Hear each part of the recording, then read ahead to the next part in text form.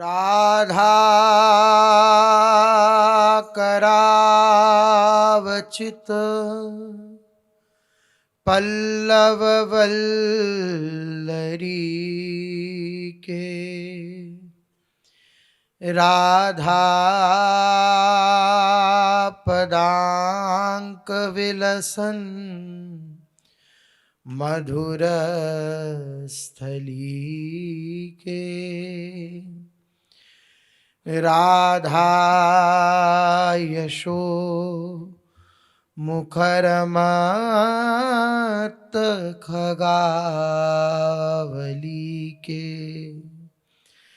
राधा विहार विपिने रमतां मनो में।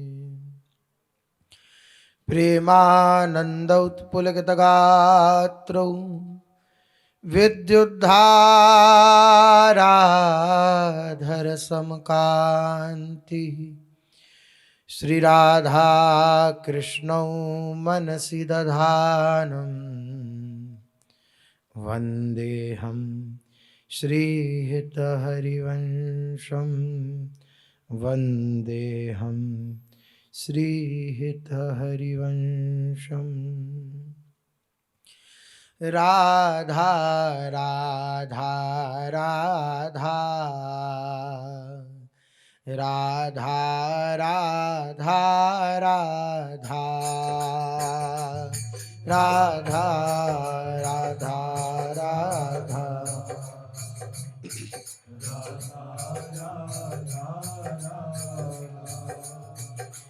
राधा राधा राधा राधा राधा राधा।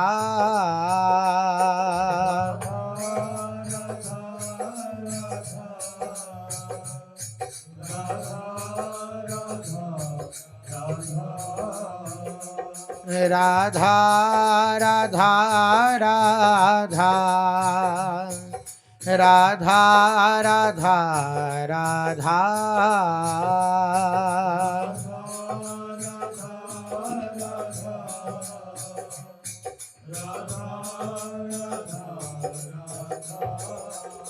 श्री राधा राधा राधा राधा राधा राधा।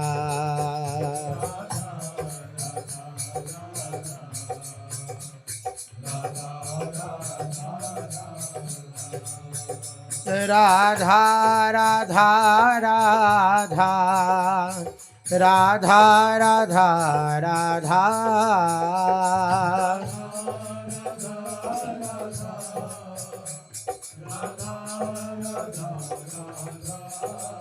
राधा राधा राधा राधा राधा राधा।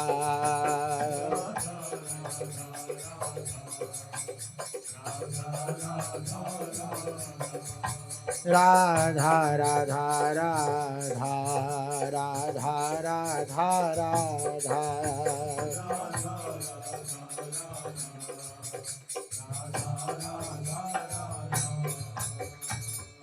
श्री राधा वल्लभ लाल की, महाप्रभु श्री हरिवंश चंद्र जी महाराज की, श्री सद्गुरुदेव भगवान की जय।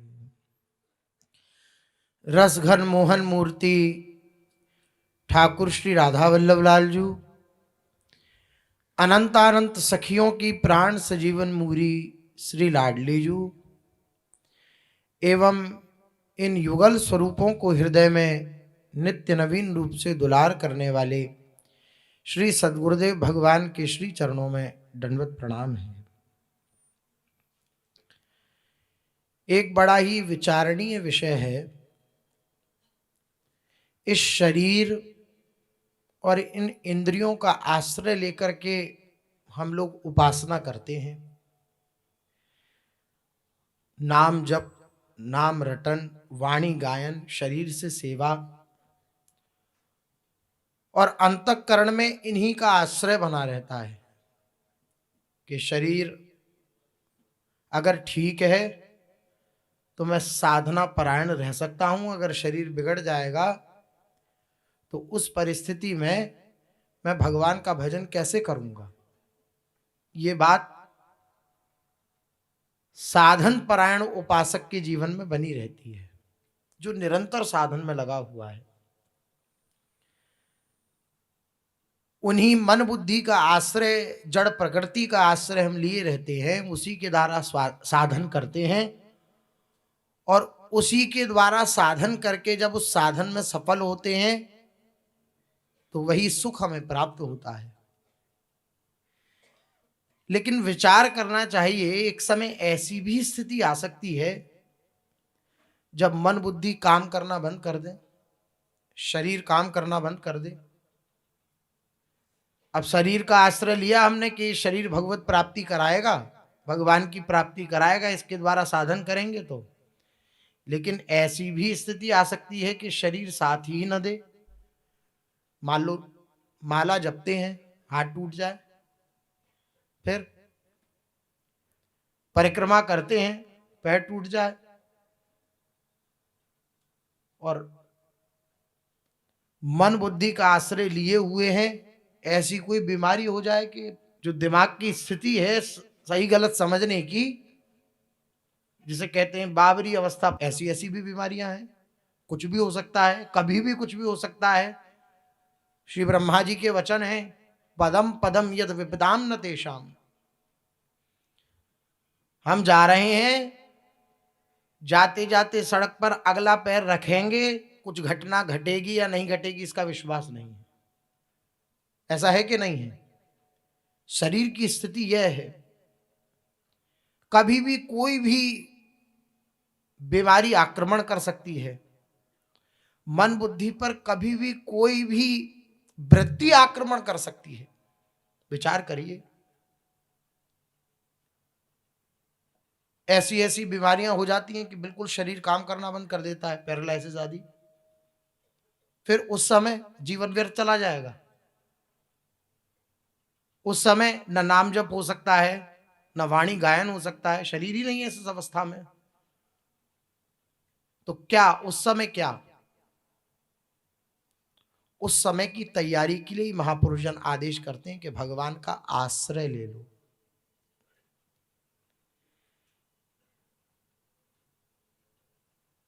जब ये शरीर की मरण स्थिति होती है ना, मृत्यु अवस्था, तो कफ वात पित्त आदि ये सब आकर के घेर लेते हैं।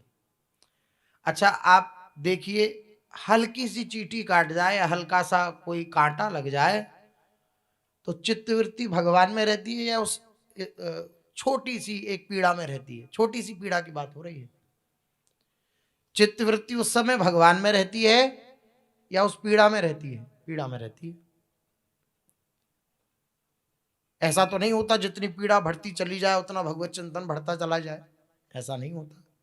अभी शरीर में एक हिस्सा सर दुखने लगे तो पूरी वृत्ति इसी में रहती है, कैसे इसको संभालूं, कैसे इसको, क्या भगवान का स्मरण, भगवान के नाम का स्मरण, भगवान के रूप का स्मरण, भगवान की वाणी का गायन, सब एक तरफा हो जाता है। ये स्थिति है छोटी छोटी परिस्थिति में।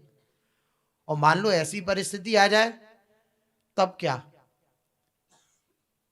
उसी की तैयारी महापुरुषन कराते हैं कि ऐसी परिस्थिति में भी आश्रय काम देता है। मैं श्री जी का हूं, श्री जी के सिवा मेरा कोई नहीं है, उस परिस्थिति में यह साथ देगा। इस बात को आप समझ लीजिए। वह आश्रय, वे भगवत संबंध, वे श्री जी की शरणागति उस परिस्थिति में भी आपको नहीं छोड़ेगी अगर उनका आश्रय ले रखा है तो। इतना बड़ा चमत्कार है आश्रय का, इतना बड़ा चमत्कार है भगवत कृपा का। जिसका आश्रय लेकर के हम साधन परायण हैं, वो प्रत्येक वृत्ति और प्रत्येक स्थिति हमें छोड़ सकती है, कभी भी छोड़ सकती है। अगला शब्द हम बोल पाए इसकी भी कोई गारंटी नहीं है, कोई गारंटी नहीं है। किस बात की गारंटी है? एक ही बात की है, क्या? भगवान के आश्रय की। उस परिस्थिति में भी आश्रय काम कर रहा है। मान लो विक्षिप्त अवस्था हो गई, दिमाग विक्षिप्त हो गया, क्या भजन, क्या साधन, कहां क्या, कुछ नहीं, गया जीवन, खत्म। नहीं नहीं नहीं, उस समय आश्रय काम करता है। इसलिए जो गुरु के लाडले होते हैं, गुरु के सदशिष्य होते हैं, वे इस भरोसे पर दृढ़ विश्वास रखते हैं। भरोसो दृढ़ इन चरणन केरो, श्री वल्लभ नख चंद्र छटाविन सब जग माही अंधेरो। आप विचार करिए, सारे संसार में जहां तक दृष्टि जावे, चाहे ये संसार और चाहे ये संसार, अंधकार ही अंधकार है।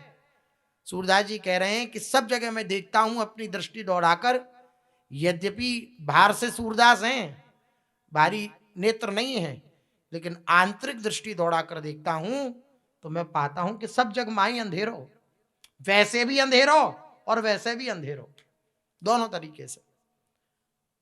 तो बोले फिर किस प्रकाश में आप आनंदित हो? श्री वल्लभ नख चंद्र छटा, मेरे गुरुदेव के चरणों की जो ये दिव्य छटा है, नखचंद्र छटा है, मुखचंद्र छटा है, बस उसी से मैं आनंदित रहता हूं, उसी के आश्रित रहता हूं, उसी के भरोसे पर रहता हूं। भरोसा साधन का होगा और साधन शरीर के द्वारा होता है, तो शरीर के द्वारा किए जाने वाले साधन के आश्रित रहने वाले उपासक को सदा धोखा प्राप्त होगा होगा होगा। और भगवान के आश्रित है, शरीर से श्री भगवान की प्रसन्नता के लिए जो बन पड़ रहा है वह कर रहा है। जब तक विवेक है तो फिर वही आश्रय उसकी विपरीत परिस्थिति में उसका सहायक हो जाएगा। करऊं सदा तिनके रखवारी, जिम बालक राखे महतारी। कैसी भी परिस्थिति हो जाए शरीर की, लेकिन श्री भगवान की दृष्टि फिर उस पर बन जाती है।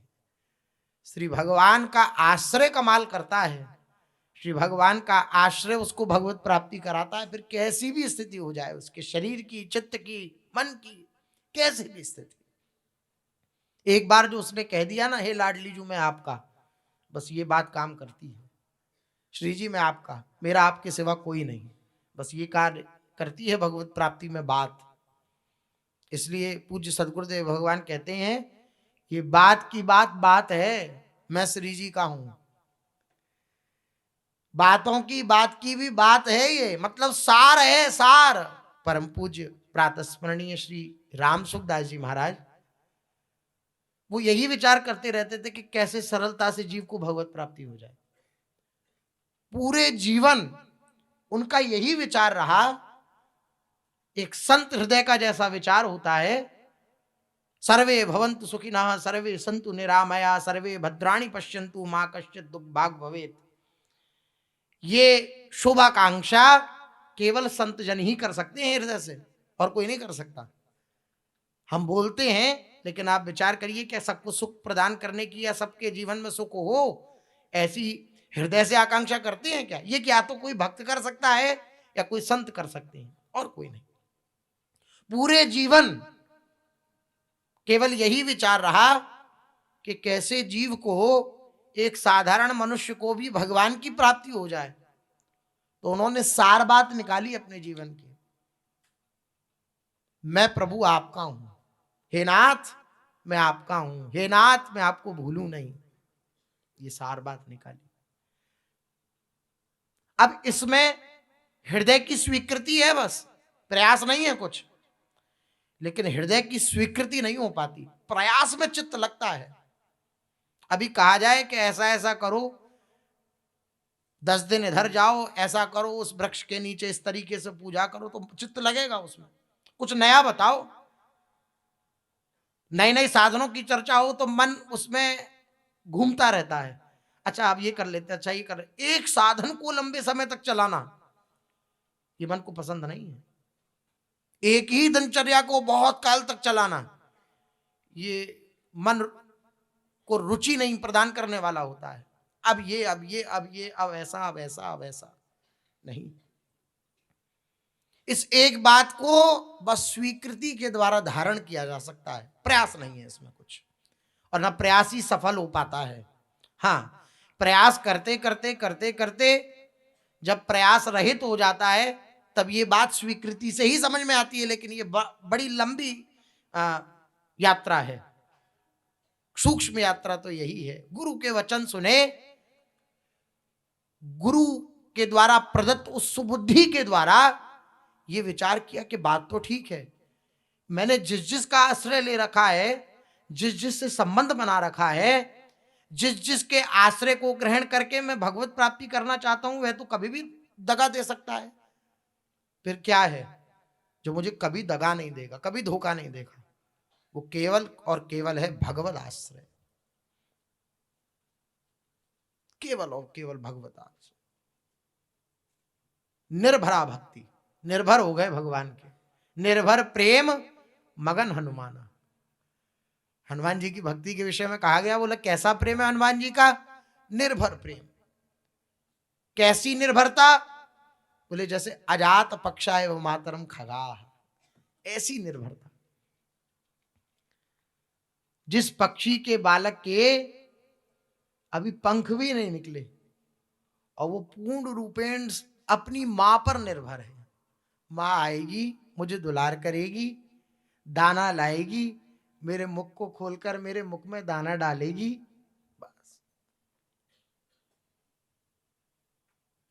भक्तिम कैसी?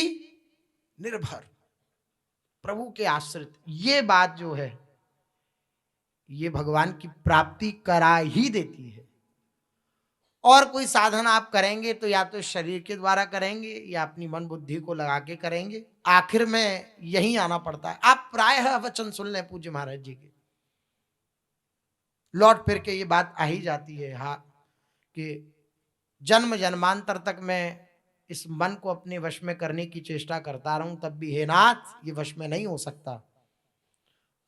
और ये हो सकता है वश में केवल एक बात बन जाए। क्या बात बन जाए? बोले आप बरज दो, आप डांट दो। और ये कैसे डांटेंगे? जब इनको दे देंगे आप।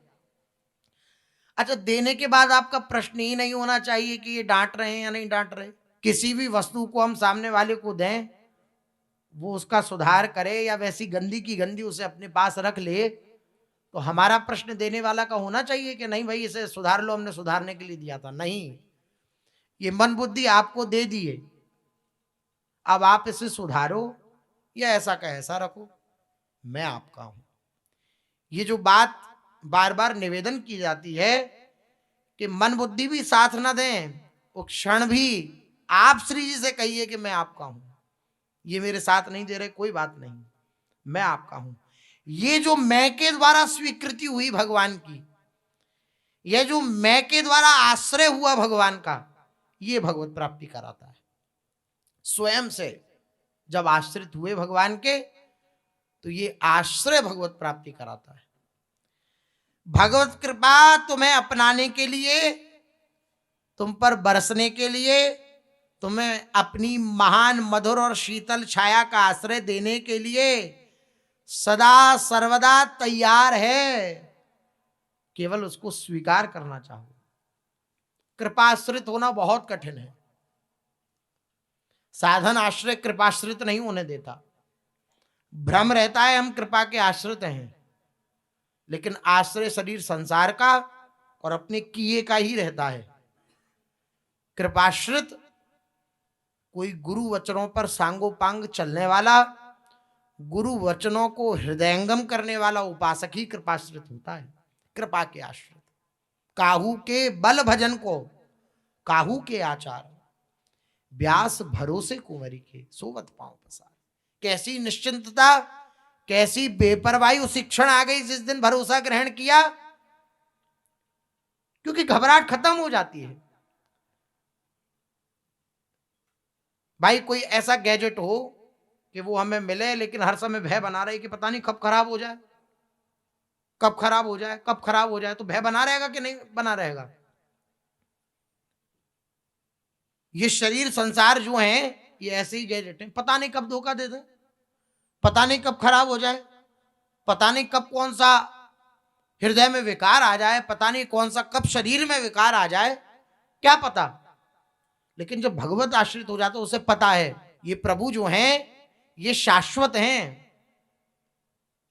ये सदा रहने वाले हैं, सदा प्यार करने वाले हैं, सदा दुलार करने वाले हैं।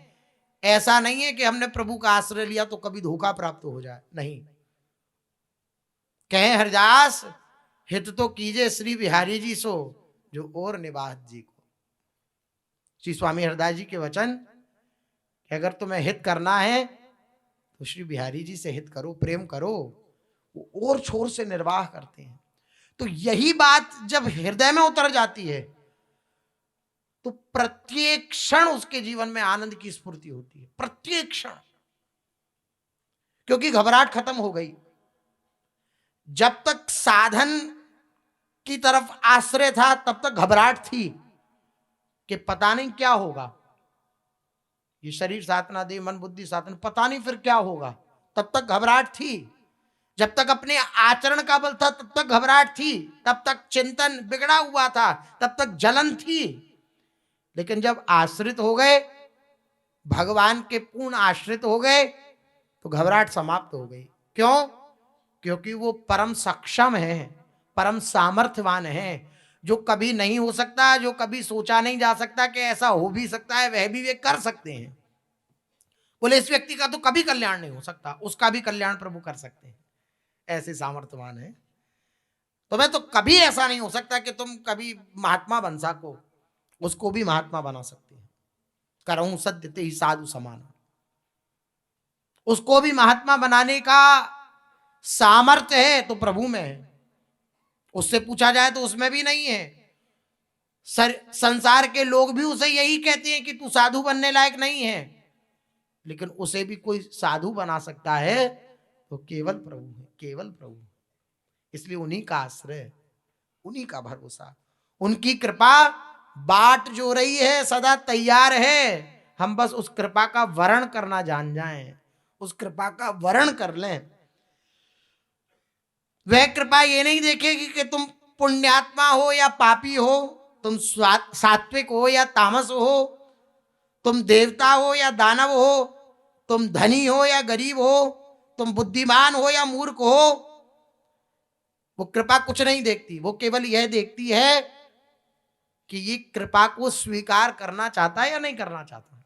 वे अंदर के भाव को देखती है बस कृपा, और सदा तैयार है, तत्पर है भगवान की कृपा जीव को स्वीकार करने के लिए। यदि तुम सचमुच सचमुच अन्य सारे साधनों से हताश निराश होकर, ये बहुत जरूरी है, जब तक समस्त साधनों से हताशा और निराशा नहीं आती ना, तब तक पूर्ण शरणागति का प्रादुर्भाव नहीं होता। अब मैं कोई साधन भी नहीं कर पाऊंगा, देखिए सूक्ष्म रूपेण कहीं ना कहीं रहता है या नहीं रहता, लेकिन वह कब समाप्त होता है? जब हताशा और निराशा हो जाती है, साधन पक्ष से हताश हो गया। हताश कब होता है? करते करते करते करते थक गया कि बहुत संभाला बहुत संभाला। पूज्य सतगुरुदेव भगवान उदाहरण देते हैं, बोले मन की वृत्तियों को संभालना ऐसे है जैसे तराजू में मेढक कोई तौले, तराजू में मेढक तोले, एक को रखा दूसरा फुदक गया, दूसरे को रखा तीसरा फुदक गया, दोनों को रखा पहला फुदक गया। इस प्रकार मेढक तोलने जैसा है मन की वृत्तियों को संभालना, इतना कठिन है। तब वो हताशा और निराशा जागृत हुई, सारे साधनों का बल समाप्त हुआ और ये भरोसा जागृत हुआ पूर्ण रूपेण, हे लाडली जो अब मैं किसी योग्य नहीं। कहने का तात्पर्य, जब हताशा और निराशा आती है समस्त साधनों से और एक विश्वास जागृत हो जाता है कृपा के ऊपर, केवल जो भरोसे हो जाता है वो बिना श्रम के भगवत प्राप्ति कर लेता है, बिना श्रम के। भव सागर सुख तरत निकट हरिवंश जू सेवक, हरिवंश चंद्र जू के निकट है अगर सेवक, अर्थात उनके आश्रित है, उनके भरोसे पर है, तो भव सागर सुख तरत, प्रयास मेहनत, तैरना, कुछ नहीं करना, केवल उनके भरोसे पर पड़े रहना, गुड़ू मुड़ू होके उनके चरणों के समीप पड़े रहना है। वो अपने आप सब कुछ विधान बनाते चले जाएंगे और आप बस देखते चले जाएंगे। भक्त का जीवन केवल देखना होता है, आश्रित भक्त का करना कुछ नहीं होता, वो केवल देखता है। जब टीवी पे सिनेमा चल रही हो तो सामने वाला व्यक्ति बैठा बैठा देखता है ना बस कि क्या होगा अब आगे। बस भक्त अपने जीवन को देखता है इसी की तरह, क्या होगा अब, क्या करा रहे हैं वो, वे आनंदित बना रहता है। भक्त केवल देखता रहता है अपने जीवन में क्या चल रहा है, उससे बिल्कुल विलग होकर, अलग होकर, जो जल में कमल का फूल रहे इस प्रकार से बिल्कुल विलग होकर के देखता रहता है क्या हो रहा है। और उनकी लीला देख करके, उनकी क्रीड़ा देख करके, अपने आप को लीला पात्र समझ के बस अपने जीवन को धारण करता है और कुछ नहीं रह जाता। ये आश्रित भक्त का जीवन है, केवल देखते रहना। यदि तुम सचमुच सचमुच अन्य सारे साधनों से हताश निराश होकर और एक विश्वास भरोसे के साथ उस कृपा की ओर निहारते रहोगे तो वह उसी क्षण तुम्हें अपना लेगी, उसी क्षण अपना लेगी। कृपा, कृपा कब अपनाती है? यद्यपि कृपा हम सबके ऊपर है, लेकिन अपनाने का अर्थ होता है हमें अनुभव होना। कृपा का अनुभव कब होता है कि मेरे पे खूब कृपा है? जब समस्त साधनों से हताश निराश हो जाता है, एकमात्र यही साधन रह जाता है कि बस रो रो कर प्रियालाल को पुकारना, बस और कोई साधन नहीं उसके जीवन में। तुम पर चारों ओर से बरस पड़ेगी वे कृपा और तुम्हें अपनी सुखद छाया का आश्रय देकर निश्चिंत कर देगी, निर्भय कर देगी और निष्काम बना देगी। कोई कामना नहीं रह जाएगी हृदय में, कोई चिंता नहीं रह जाएगी हृदय में, कोई भय नहीं रह जाएगा हृदय में।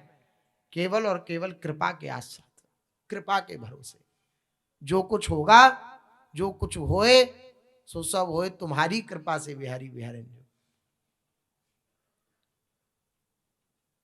अगर और कोई वृत्ति हृदय में धारण करता है, अगर कोई और कुछ कहता है तो हमें उसकी बात नहीं माननी है। केवल यही बात माननी है, मेरी श्री जी हैं, मेरी श्री जी हैं, मेरी श्री जी हैं और उन्हीं की कृपा से मुझे उनकी प्राप्ति हो जाएगी। यही सार बात है। इस सार सर्वस्व आश्रय को, भरोसे को जो स्वीकार कर लेता है उसका जीवन आनंदमय, निश्चिंत, निर्भय, निशोक, निष्काम, ये समस्त सद्गुणों का प्रादुर्भाव उसके जीवन में हो जाता है, जो केवल और केवल भगवान के आश्रित रहता है, भगवान के भरोसे रहता है। बड़ा आनंद है भरोसे में, बड़ा आनंद है। ऐसा ही आनंद है जैसे छोटा बालक अपने माता पिता के भरोसे पर निर्भय होकर के आनंदित रहता है, किलोल करता रहता है, खेलता रहता है। वहां तब भी संशय है कि पता नहीं उसके माता पिता उसकी उस प्रकार से रक्षा कर पाए, क्योंकि सीमित बुद्धि और सीमित ज्ञान और सीमित सामर्थ्य है, लेकिन ये अनंत सामर्थ्यवान प्रभु हैं। जब कोई बच्चे की तरह इनके आश्रित हो जाता है, इनके भरोसे हो जाता है, तो बस चारों तरफ से बाहें फैला करके, अजान बाहु हैं अभयद भुजदंड मूल पीनंस सानुकूल, अजान बाहु प्रभु चारों तरफ से उसकी रक्षा करते रहते हैं, रक्षा करते हैं। उसे अपनी गोदी में बिठा के रखते हैं और अपनी कृपा से उसे अपनी प्राप्ति करा देते हैं। इसी बात का हमें आश्रय रखना है। शरीर, वृत्तियां ये कभी भी धोखा दे सकती हैं, इसका भरोसा ना कर कर भरोसा दृढ़ इन चरणन के रो, बस इनके चरणों का भरोसा तो बात बन जाएगी। चलते हैं, महाप्रभु श्री चैतन्य देव जी का चरित्र अपने लोग कथन श्रवण कर रहे हैं, जिसमें श्री महाप्रभु जी गुंडिचा मंदिर में विराजमान है और समस्त परिकरों के सहित गुंडिचा मार्जन कर रहे हैं। गुंडिचा मार्जन अर्थात श्री भगवान पधारेंगे, रत्न सिंहासन पर विराजेंगे तो उससे पहले मंदिर की सफाई। अंतःकरण में श्री ठाकुर जी को बिठाना है तो अंतःकरण की सफाई आवश्यक है। इसी बात को प्रकाशित करने के लिए श्री महाप्रभु जी ने ये गुंडीचा मार्जन लीला करी। अनेक प्रकार के मल अंतःकरण में होते हैं। उस अंतःकरण के मल को भगवान नाम उच्चारण करते हुए जो साधन परायण रहता है, उसका अंतःकरण का मल जो है, विकार जो है, वो नष्ट हो जाते हैं और श्री भगवान उसके जीवन में प्रकाशित हो जाते हैं, उसके हृदय में प्रकाशित हो जाते हैं। इसी बात को सर्वसाधारण को समझाने के लिए श्री महाप्रभु जी ने लीला करी। सैकड़ों लोग सरोवर से जल भर भर कर ला रहे हैं। एक बार सोहनी लग चुकी है पूरे में, एक बार सब धुलाई हो चुकी है, लेकिन श्री महाप्रभु जी को तब भी थोड़ा थोड़ा गंदगी दिखी तो श्री महाप्रभु जी ने कहा दोबारा जल भर भर के लाओ और दोबारा होगा मार्जन। तो दोबारा से सब जल भर भर के ला रहे हैं और खूब मार्जन सब कर रहे हैं उत्साह के साथ। भरे हुए सैकड़ों घड़े सैकड़ों भक्त ले जा रहे थे और इधर से सैकड़ों भक्त सैकड़ों खाली घड़े ले जा रहे थे। सब लोग जल भर भर के ला रहे हैं, मंदिर को धो रहे हैं और हरिध्वनि भी कर रहे हैं। कोई किसी का नाम नहीं पुकार रहा है कि अरे लियो रे और लाओ रे और दो रे, ऐसा कुछ नहीं हो रहा है। भगवान नाम का उच्चारण करते हुए सेवा हो रही है। यहां लिख रहा है कृष्ण ध्वनि के अतिरिक्त और कुछ नहीं सुनाई दे रहा। सभी कृष्ण कृष्ण कहकर परस्पर घड़े दे रहे हैं। कृष्ण कृष्ण कृष्ण कृष्ण कृष्ण कृष्ण, कहां घड़े कहां हैं? तो ऐसा अगर कहना तो भगवान नाम का ही उच्चारण मुख से, भगवान नाम का उच्चारण हो रहा है, चारों तरफ भगवान नाम की गूंज हो रही है। अब देखिए कैसा आह्लाद है, कैसा आनंद है। भक्तों के जीवन में जो आनंद है वो किसी को प्राप्त नहीं हो सकता। भक्तों के जीवन में जो आनंद होता है वो आनंद एक विषयी मनुष्य कभी उस आनंद का अनुभव, उस आनंद की सोच भी नहीं कर सकता कि कैसा आनंद भक्त जन लेते हैं जो भगवत आश्रित जन है। अब सेवा कार्य हो रहा है, चारों तरफ भगवान नाम की गूंज हो रही है, सब आनंदित हैं। कृष्ण कृष्ण कह करके घड़े आ रहे हैं, कृष्ण कृष्ण कह करके घड़े जा रहे हैं, कृष्ण कृष्ण कह करके जल डाला जा रहा है, कृष्ण कृष्ण कह करके सोहनी हो रही है। कृष्ण, चारों तरफ भगवान नाम की गूंज, चारों तरफ भगवान नाम की गूंज हो रही है। और महाप्रभु जी भगवान नाम सुनकर भाव विभोर हो रहे हैं और भगवान नाम की महिमा का विचार कर रहे हैं। कैसी भगवान के नाम की महिमा है, कैसा आनंद स्फुरण करने वाली है ये महिमा। समस्त कल्मशों को, समस्त हृदय के विकारों को नष्ट करने वाली है महिमा। महाप्रभु जी के शिक्षाष्टक का पहला श्लोक, चेतो दर्पण मार्जनम भव महादावाग्नि निर्वापरण। भगवान नाम क्या करता है? तो पहला लक्षण है चेतो दर्पण मार्जनम। ये जो मन रूपी चित्त रूपी दर्पण गंदा हो गया है, इस चित्त रूपी मन रूपी दर्पण का जो मार्जन कर दे, सफाई कर दे, वे भगवान नाम है। तो बाहर से भी सफाई चल रही है और अंतर की भी सफाई चल रही है भगवान नाम का उच्चारण करते हुए। जय जय हरि नाम चिदानंदामृत धाम परतत्व अक्षर आकार निज जने कृपा करी नाम रूपे अवतरी जीवे दया करिले अपार। आहा, क्या है ये भगवान नाम, क्या है ये कृष्ण नाम? बोले ये चिन्मय है, चिदानंदमय है, आनंद स्वरूप है। अमृत के भंडार इस नाम में भरे हुए हैं। बोले इस भंडार गृह में चले जाओ, अमृत ही अमृत भरा हुआ है। इस भंडार गृह में चले जाओ, गुलाब जामुन ही गुलाब जामुन भरा हुआ है। तो जाओगे तो गुलाब जामुन की सुगंध और उसकी सुंदर चाशनी से लबालब डूबा हुआ गुलाब जामुन चारों तरफ। भंडार का स्वरूप तो यही हुआ ना। बोले ये नाम क्या है? अमृत का भंडार है।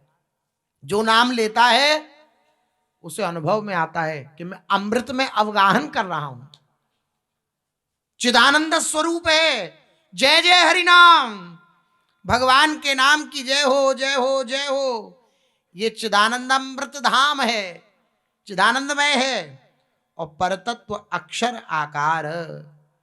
ये नाम स्वयं परम तत्व श्री कृष्ण, तत्वन के तत्व जुग जीवन श्री कृष्ण चंद्र, ये परम तत्व श्री कृष्ण, ये श्री कृष्ण ही वो परम तत्व ही नाम रूप से अक्षर रूप से प्रकट हो गए, कोई और नहीं है, वही प्रभु हैं नाम रूप से अक्षर रूप से। भगवान नाम क्या है? भगवान का वांगमय स्वरूप है, अक्षर ब्रह्म है ये। स्वयं परम तत्व श्री कृष्ण ही अपने भक्तों पर कृपा करके अक्षर के आकार में नाम रूप में अवतरित हो गए हैं तथा जगत के सभी जीवों पर अपार कृपा कर रहे हैं। इस नाम की ऐसी महिमा, ये स्वयं श्री कृष्ण है। अर्थात हम भगवान नाम का रटन कर रहे हैं, हम राधा राधा कह रहे हैं, हम कृष्ण कृष्ण कह रहे हैं, हम राम राम कह रहे हैं, तो हम राम जी की शरण में हैं, हम श्री जी की शरण में हैं, हम ठाकुर जी की शरण में हैं, अगर उनके नाम का आश्रय हमने ले रखा है। जय जय हरि कृष्ण नाम जग जन सुविश्राम, सर्वजन मानस रंजन, मुनि वृंद निरंतर जे नामेर समादर, करी गाय भरिया वदन। ओहे कृष्ण नामाक्षर तुम्ही सर्वशक्तिधर, जीवेर कल्याण वितरणे, तो मां बिना भव सिंधु उद्धारिते नाही बंधु, आसिया छ जीव उद्धारणे। हरि कृष्ण राम नारायण आदि नामों की जय हो जय हो जय हो, जो जगत के जीवों के आश्रय स्वरूप हैं। इस संसार में कोई भी आपको आश्रय प्रदान नहीं कर सकता, जिसके आश्रय में रहकर के आप निर्भय निश्चिंत निशोक हो सकें। वे अगर इस संसार को आश्रय प्रदान करने वाला अगर कोई है तो वह है केवल और केवल भगवान का नाम। भगवान जब अवतार ग्रहण करते हैं तो कुछ दैत्यों का विनाश करते हैं, लेकिन भगवान नाम जब जिह्वा पर होता है तो हृदय की समस्त विकारों को नाश कर देता है।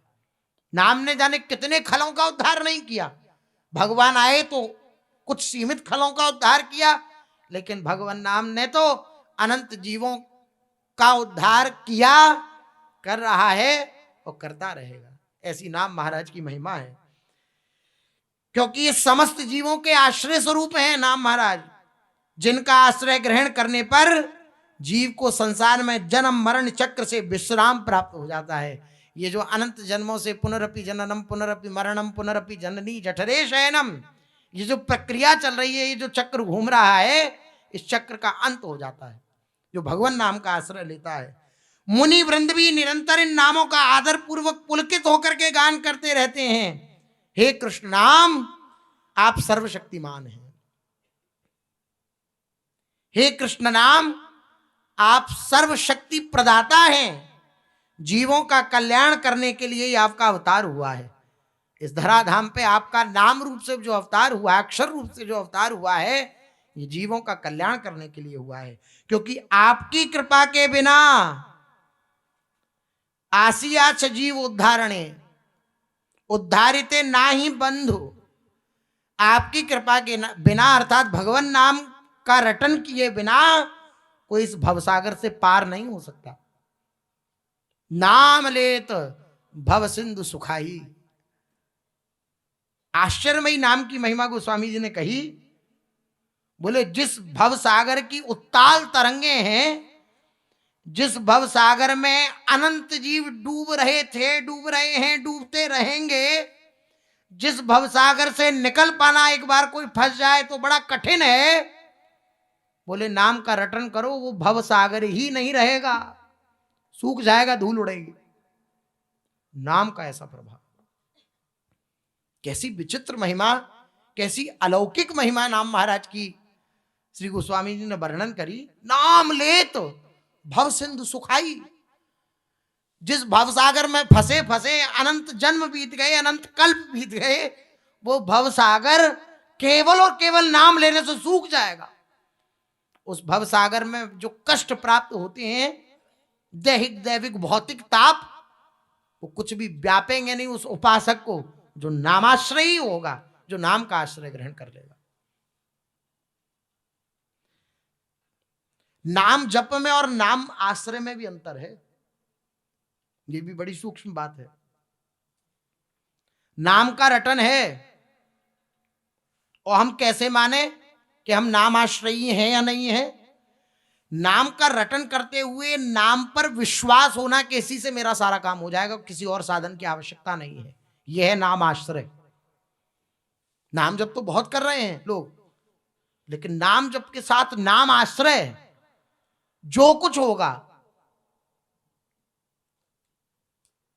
जैसे गोस्वामी जी कह रहे हैं कि मेरे तो माता पिता अर्थात रक्षक और पोषक अगर कोई है तो केवल ये दो आखर हैं, दो अक्षर हैं, रा और म, ये आश्रय, नाम आश्रय।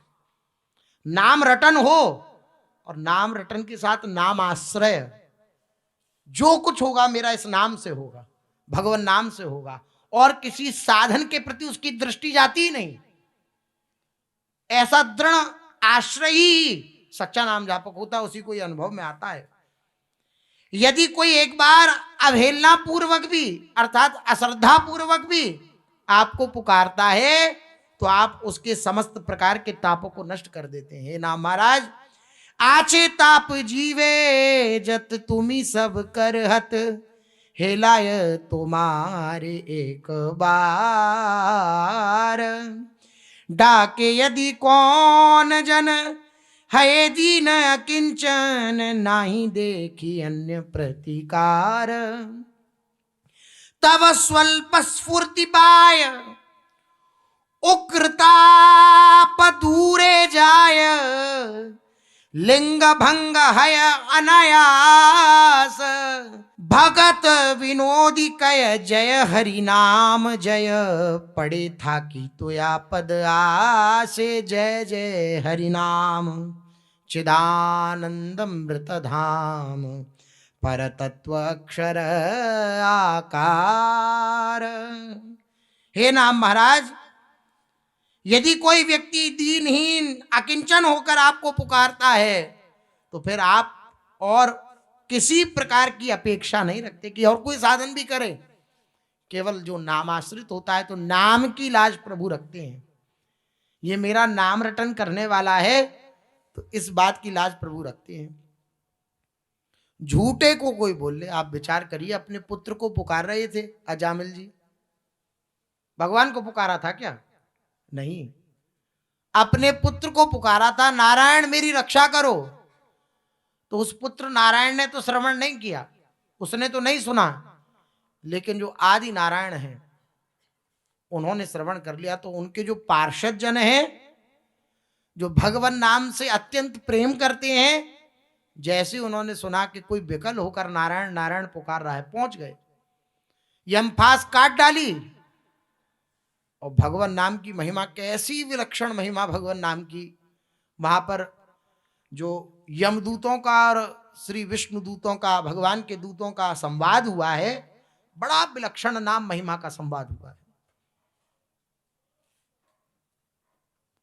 इतनी सामर्थ्य ही नहीं है किसी जीव में पाप करने की जितनी सामर्थ्य भगवान के एक बार नाम उच्चारण में पाप भस्म करने की सामर्थ्य है। इतनी सामर्थ्य नहीं है, ऐसी विलक्षण महिमा है। हम भगवान नाम का उच्चारण करके भी इस बात पर विश्वास नहीं कर पाते।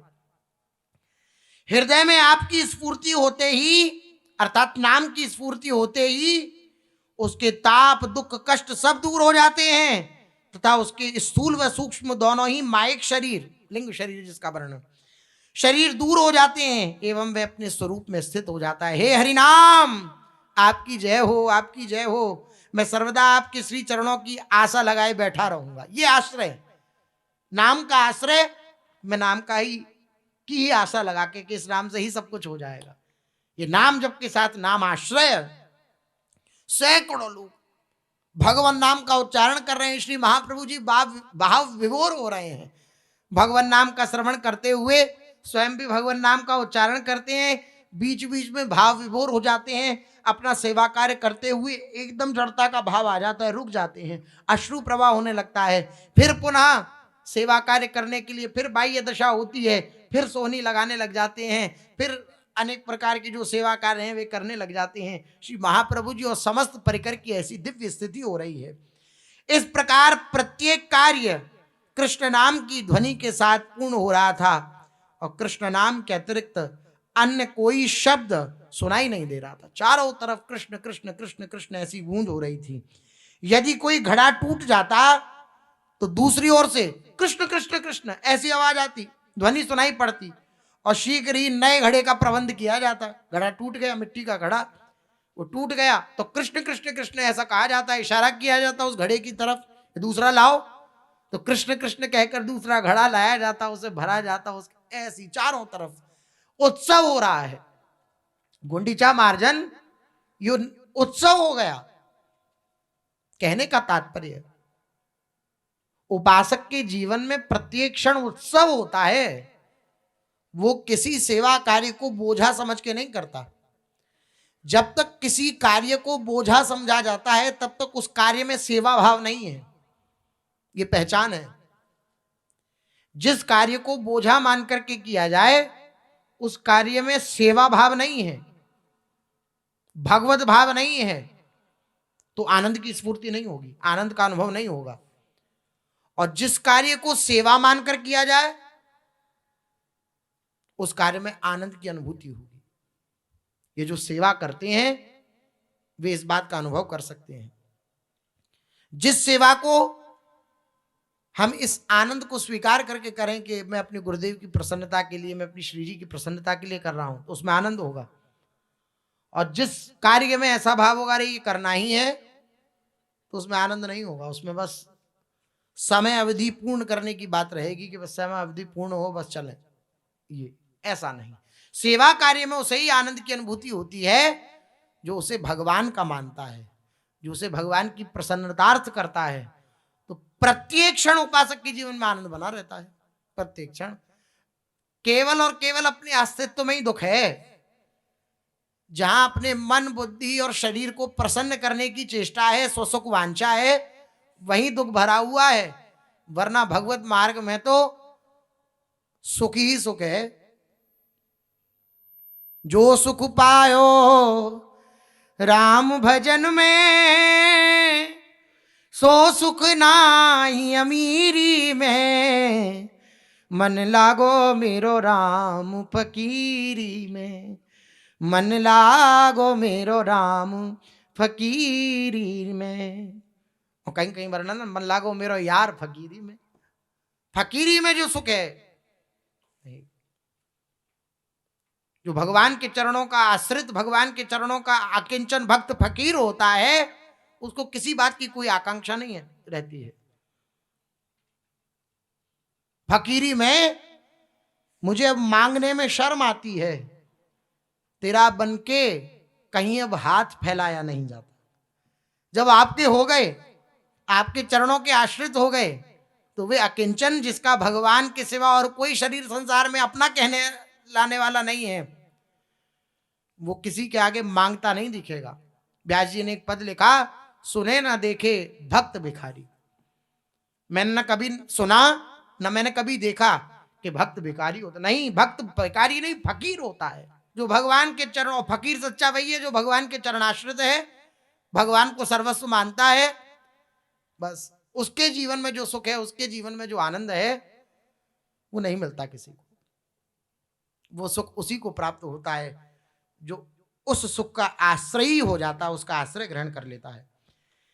इस प्रकार से आनंदित होकर श्री महाप्रभु जी के साथ सबने मिलकर के और सुंदर गुंडीचा मंदिर का मार्जन किया।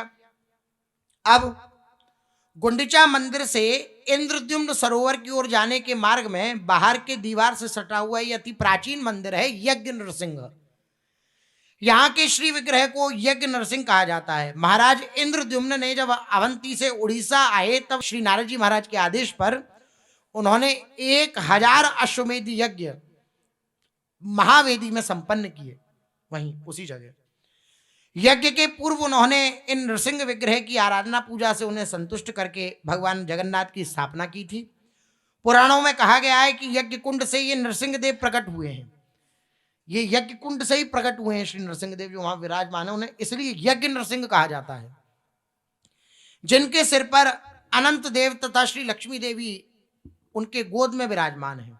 सिर पर अनंत शेष जी महाराज और गोदी में श्री लक्ष्मी जी विराजमान है। बाद में उन्होंने इस विग्रह का रूप धारण किया। स्कंद पुराण में यह भी वर्णन आता है कि नारद मुनि अपने साथ नरसिंह देव को आकाश मार्ग से लाते हैं। उन्हें श्री जगन्नाथ भगवान की स्थापना के पूर्व ही स्थापित किया जाता है।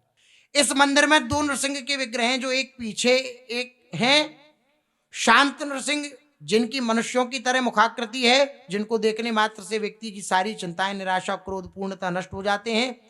इसका ज्वलंत उदाहरण काला पहाड़ नामक एक विनाशक है, जिसने अनेकों मंदिर विग्रह आदि को तोड़ डाला। परंतु इस शांत नरसिंह का दर्शन जब उन्होंने किया, ये काला पहाड़ ने, तो जैसे ही नरसिंह भगवान का इन्होंने दर्शन किया तो उसका क्रोध शांत हो गया, जिसके फलस्वरूप वे मंदिरों को विनष्ट करने से बच गया। उसने मंदिर फिर नष्ट नहीं किए नरसिंह भगवान का दर्शन करके। इन्हीं बड़े शांत नरसिंह के पीछे एक छोटे उग्र नरसिंह हैं। श्री चैतन्य चरितामृत में यहाँ घटित श्री चैतन्य महाप्रभु की विशेष लीला का वर्णन प्राप्त होता है। श्री चैतन्य महाप्रभु अपने भक्तों के साथ गुंडीचा मार्जन किया, जिसका वर्णन सुना।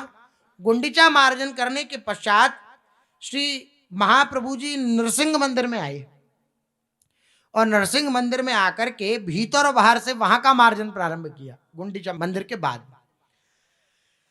अंत में उन्होंने कुछ मिनट वहां पर विश्राम किया और विश्राम करने के बाद ऐसा भावावेश जागृत हुआ श्री महाप्रभु जी को वहां नरसिंह मंदिर में कि श्री महाप्रभु जी भगवान नाम का कीर्तन कराने लगे और नृत्य करने लगे। जोरों जोरों से कूद कूद कर नृत्य करने लगे। सारे भक्तों ने श्री चैतन्य महाप्रभु के चारों ओर संकीर्तन किया और महाप्रभु एक उन्मत्त सिंह के समान बीच में नाचने लगे। जैसे उन्मत्त सिंह हो, ऐसे चारों तरफ भक्तों की मंडली है और बीच में महाप्रभु जी नृत्य कर रहे हैं। हमेशा की तरह जब चैतन्य महाप्रभु नृत्य करने लगे तो स्वेद, कंपन, विवर्णता के रंग का फीका पड़ जाना, आंसू, हर्ष, हुंकार, ये सब जो अष्ट सात्विक भाव आदि हैं, वे सब श्री महाप्रभु जी के श्रीअंगों में प्रकट होने लगे।